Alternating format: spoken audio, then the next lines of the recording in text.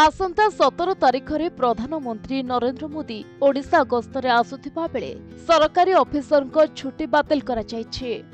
Headquarter न छाड़िबा पई खोलाखोली निर्देश दैछन्ति राज्य सरकार। एपरिक सबु सरकारी ऑफिस खोला रहिबार सूचना दिया जायछि। आज ठारो 3 दिन सरकारी छुट्टी थिले मध्य ऑफिस आसिबे कर्मचारी, जोंथि पई समस्त विभागीय सचिव और मुख्यमानंकु निर्देश जारी करा जायछि।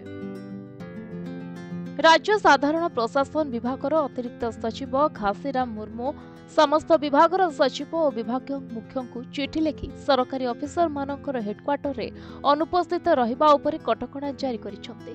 सरकारी छुट्टी दिन अर्थात आज ठारू 16 तारिख पर्यंत प्रशासनिक आवश्यकता को दृष्टि रखी कौनसी सरकारी ऑफिसर को हेडक्वार्टर छाड़िबा को अनुमति दिया जाय पारिबो नाही।